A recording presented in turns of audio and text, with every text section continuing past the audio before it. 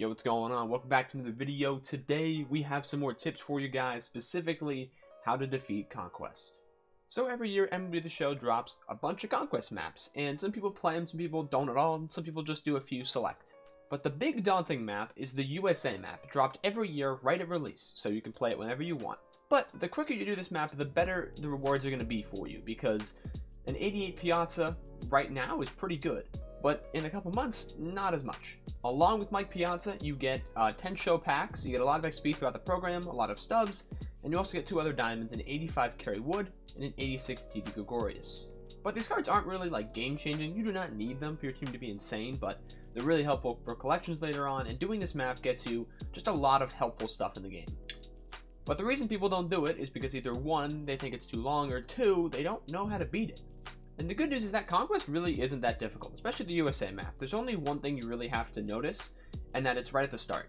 So we start on the attack phase, and the attack phase is the most important in Conquest. It's the one that you're going to be doing constantly, and it's the one that allows you to move across the map, just like this. You can make a little circle around yourself right at the start of the map, and you'll see all the other teams are moving themselves. It's just CPU sims, and luckily they're much quicker this year, so you don't have to watch them as much as you did in years prior. Following the attack phase, you're going to be on the steal fans phase. You actually do not use you don't need to use this one time in the entire Conquest, not once. So just kind of skip it. There's no need for it. But if you do really need it and you want to steal fans, I guess go for it. But again, no need. After that is a really important phase, reinforcing. It's going to help you get your territories in a spot where you're prepared to move them from. So if I want to go to the top left, which I do, I'm going to put them in this little square right here. And now we have 3. Obviously, I don't have many fans to move, but once you start building territories, you'll have a bunch. And the last phase is a move phase. Now, this phase I don't use too often, but I did find it useful at some point. If you have, like, just a territory where you don't need a lot of fans, you can take them and then move them to a different spot and transfer them over. So now that we know all the phases of Conquest, how do we beat this map? Let me preface this by saying there are many ways to beat this map. You can approach it however you want. This is just my way of doing it. It works every time. It's guaranteed. So you'll notice you start off in the middle of the map, which is not convenient at all for you, right? You're right in the middle. The Rockies, Twins, Cubs, Royals can all go up and attack you, and they will.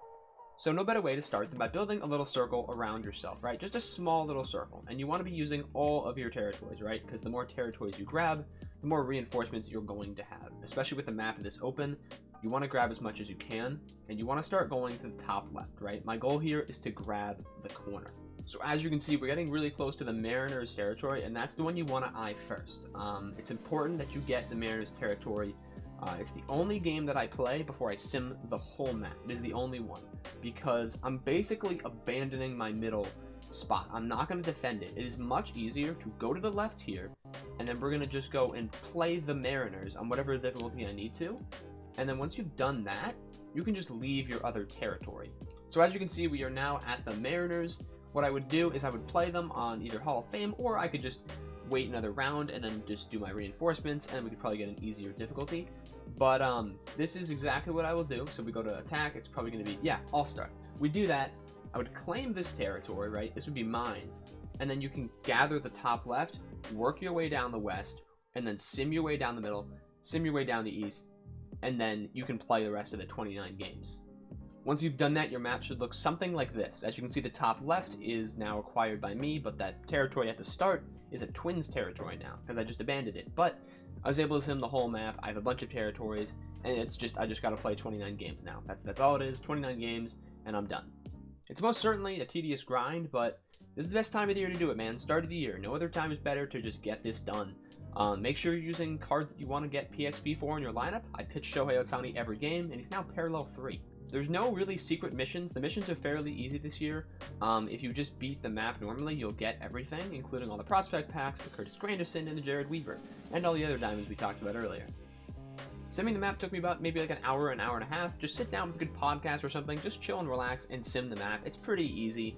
It really doesn't require much like thinking. You can just kind of get it done. The whole map in itself, it feels like 6-7 hours to do the whole thing. Again, it's a grind, but this is the time to do it. Hope this video answered any questions you have about Conquest. If not, drop them in the comments below. I'll be happy to answer them. And I'll catch you in the next video. Peace.